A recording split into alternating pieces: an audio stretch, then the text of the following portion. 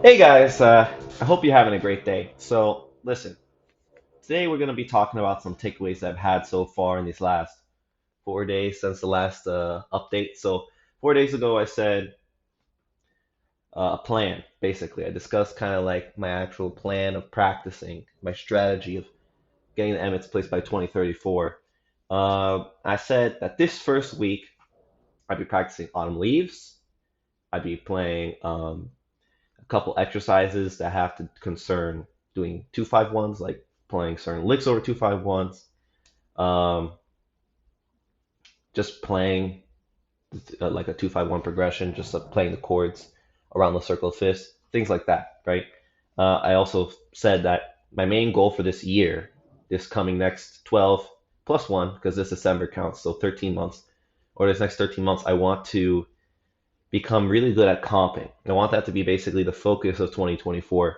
Not so much the soloing aspect of jazz, but more so the comping, because that's what a pianist does when he's playing. Most of the times he's just comping.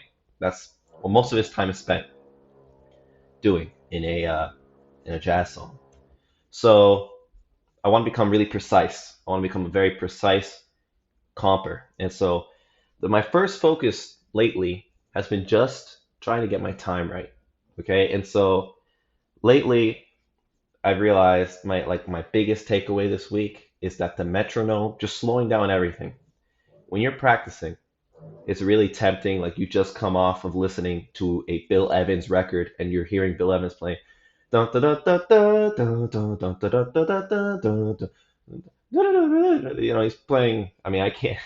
I don't have it memorized, but he plays very fluently. He plays with a whole feel, a whole swing that's very different than how an amateur would play, obviously. And so then you have me, who is an amateur, a ranked novice, right? I'd say, and you're gonna tell I'm. It's tempting for a ranked novice to just hear that and then just try to straight up play it with the same feel, even though you lack all the technical skill to deliver that performance, right?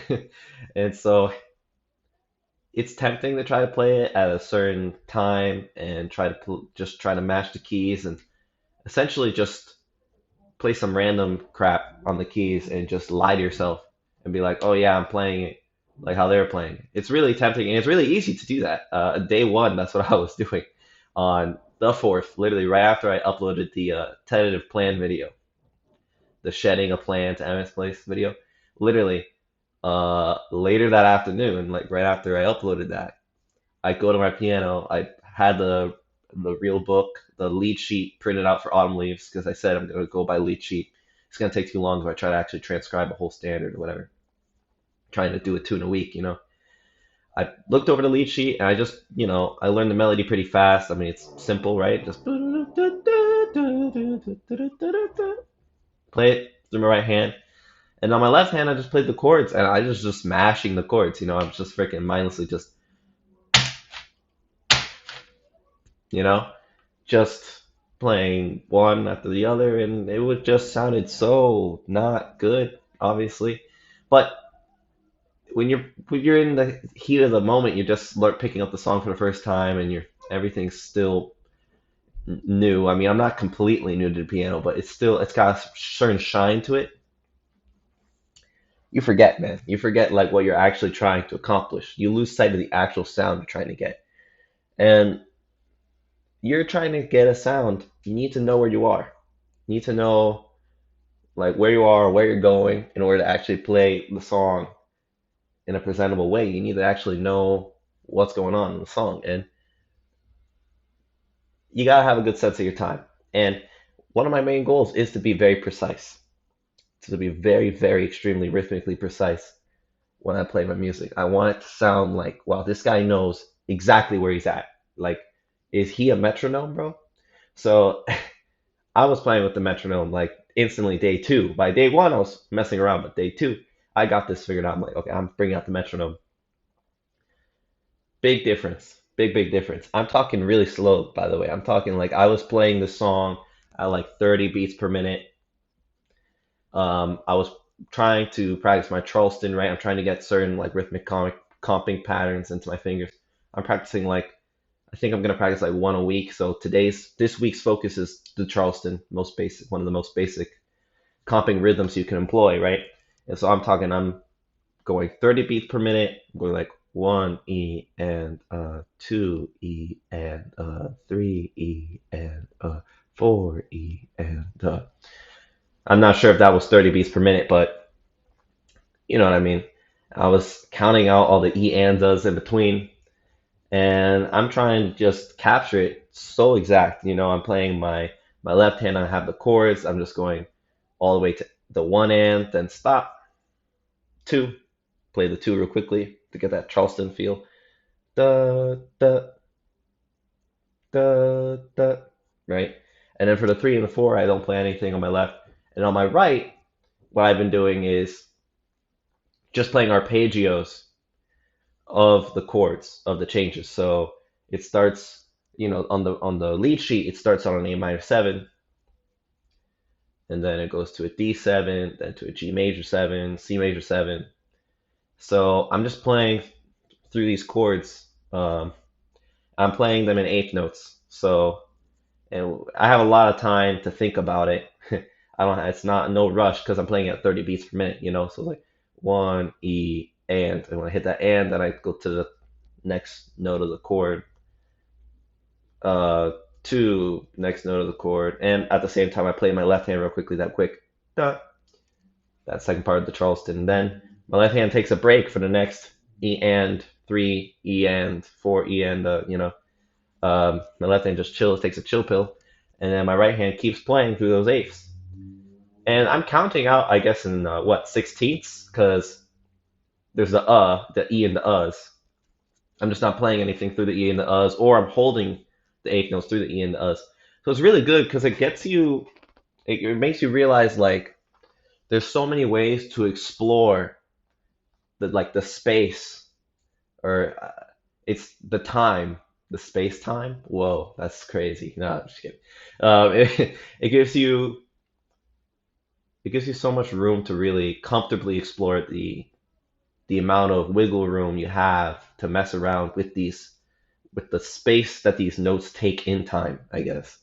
Um, and get the feel of that, at a really slow pace. So it really lets you get a feel for how much time you have to play around with these notes and where they're located and whatnot, while at the same time not actually just straight up getting lost, while still being aware of like being locked into the grid, of the beat.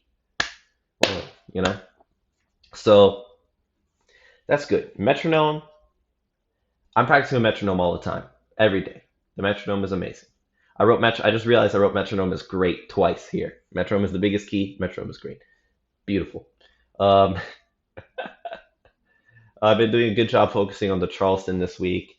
It's basically the only thing I've been playing my like chords with.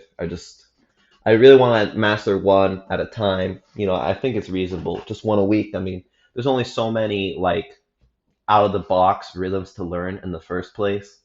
You know what I mean? So we do one a week. We'll learn most of like the stock sort of rhythmic comping patterns pretty quickly. We'll learn it like within the first 2 months. So I figure that's an okay pace. Like I'm not in a rush to go, oh, now I need to start playing it with the reverse Charleston and start mixing things up like now. It's okay, learn one a week and I'll mix it in. I'll start mixing it up and do stuff around every once in a while. Some other thoughts. Okay, so what about the licks? I know I said in the plan, first week I'm gonna be practicing licks over these songs. So what I realized is that it takes me a while to really get into my fingers, like playing the chords like actually well. Like it wasn't until literally like this morning. So it's been 4 days. So I guess it's not your definition of a while may change. May be different in different perspectives. Maybe for other people 4 days is not that long and whatever. But it's been taking me like a whole 4 days to get to a point where when I play the chords over the changes and whatever, I try to play like an improvisational type of thing. It wasn't until like literally today that I could actually be a little creative with it, that my brain finally got like used to it, where I could kind of think outside of just the normal pattern of literally just playing arpeggios of the chords, you know? Like the last couple days, I literally just been playing arpeggio straight from like the first to the third to the fifth to the seventh to the first, but an octave up now, third octave up, you know? Just that's what I've been doing. Or by then, you know, until then the chord changes and then you go to the nearest note, the next chord, same nonsense, you know, just playing the next one up or you're going down, descending, ascending. Um, that's what I've been doing, and for the last couple of days, just playing like the notes of the chords just straight up, like the chord tone straight up. It wasn't until like literally today that I felt like a little bit of like a mental fluidity hit me where I was able to play like more than just the chord tones only. And I was able to play like, okay, I can play more than just the chord tones. I can play, well, I mean, I was still just playing the chord tones, but like not just the chord tones in an ascending and descending order that was very robotic and canned. I was playing like in a more free kind of way. Still pretty much only playing the chord tones though, actually, now that I think about it. So because of that, the idea of then shifting my focus to then like, oh, just say like, oh, now I gotta play this lick and play that lick, like it feels like that should be that's like a lower priority. I feel like when it comes to learning these tunes, which is the most important thing that you want to do, you want to actually be able to play tunes.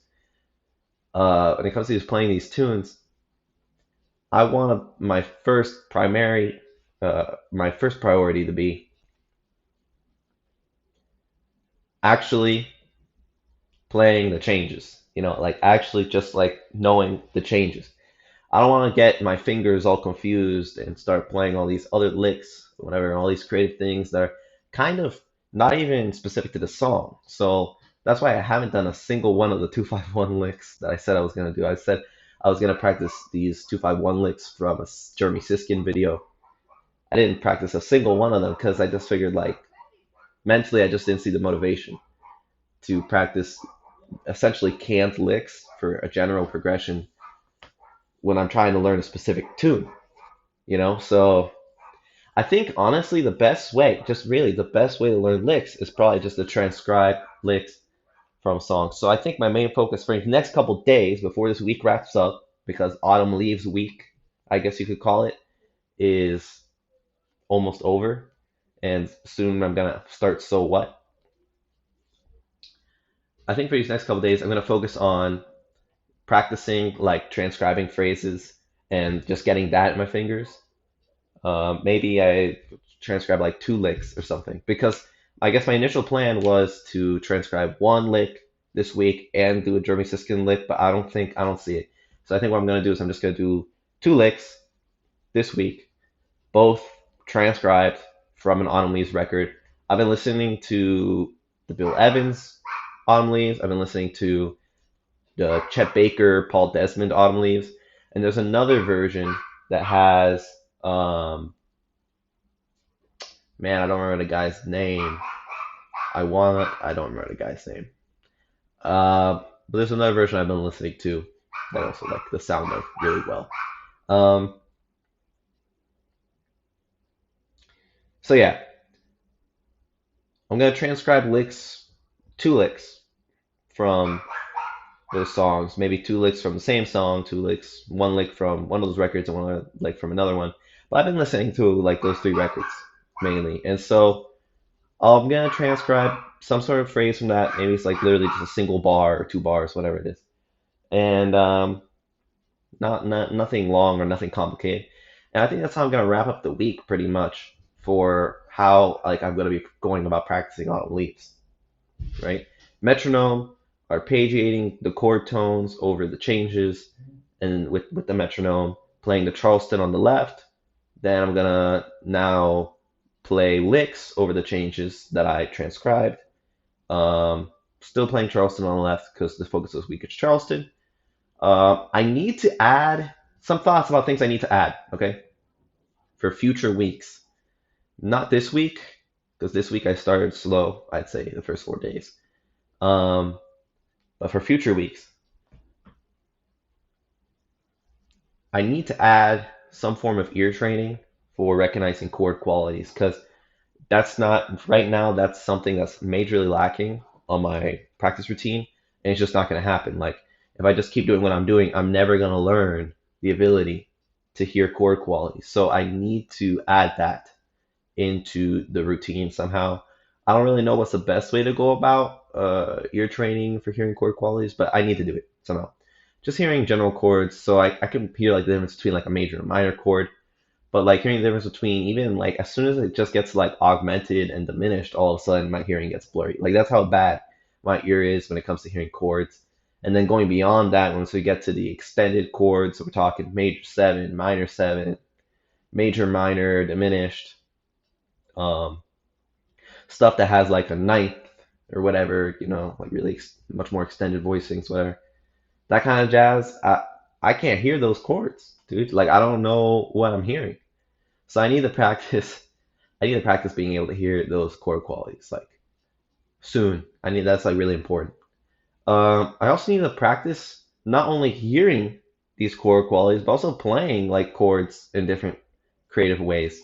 I feel like if my goal is to be a really good comper, really good accompanist, dude, like I need to actually be able to paint like a really pretty picture with my voicings and stuff. Right now, I am literally like the only voicing besides literally just playing the whole chord, like just like a big block, which is disgusting. The only voicing I know besides playing the chords like that is like playing like a basic like shell voicing where you just play like the third and the seventh. That's all I know. I don't really know how to go about, you know, doing like substitutions or doing like maybe like adding in like a little pretty quick chromatic type of thing or whatever. Like I don't have that kind of stuff practiced or down at all. I cannot do that on automatic. Only thing I can do is like a shell voicing. I'll just play the third and seventh. And um and also I don't even know how to split my chord voicings between like my two hands. Like when I play voicing, so because I basically play by myself all the time, which is another thing that I should probably add to this list. Start start finding other people to play with. Damn it, right? So that's another important thing. Since I basically play alone in the house, just like a solo piano kind of thing, I am not getting a lot of practice on playing chords like two-handedly because I'm playing the melody on my right and I'm playing the chords on my left. So I know there's definitely a way to play the chord, like to split up the chords between the two hands, even when you're playing the melody on your right. And that's like very advanced. That's another level. But I want to learn first just how to play the chords only, like literally just be just accompanying. Um, Someone's playing and I'm just playing chords. Like that's all I'm doing. Like I'm not playing the melody at all, pretty much. I want to know how to do that in creative, pretty ways with two hands. It would be a real waste of time if someone's like, okay, play chords.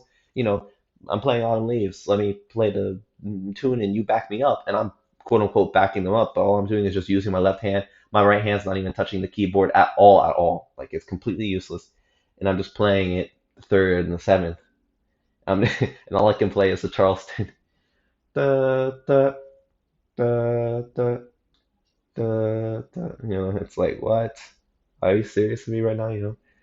That'd be embarrassing, bro. Da, da, da. Um, Actually, would be embarrassing, bro. So,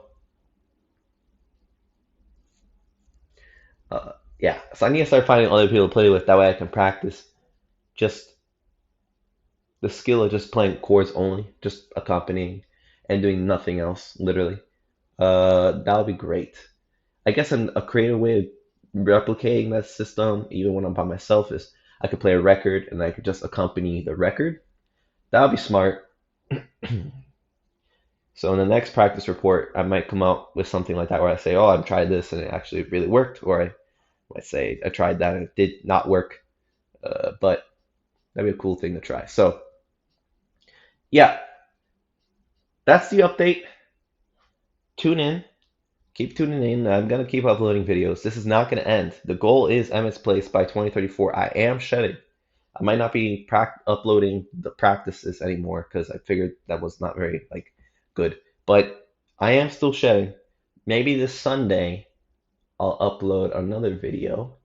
And on Sunday, I believe I will upload a video of me actually playing Autumn Leaves. That's what I'll do. I'll actually upload a video of me trying to play Autumn Leaves. And it's not going to be great, but you're going to see where I'm at. And you're going to see, hey, okay, this guy's actually practicing. He's actually learning the song. So that's where we're at. So by Sunday, I hope to have gotten those licks in my hands and really through my fingers, have a good, better sense of the song, and I can upload a video of me playing it. And so yeah, stay tuned. Stay tuned.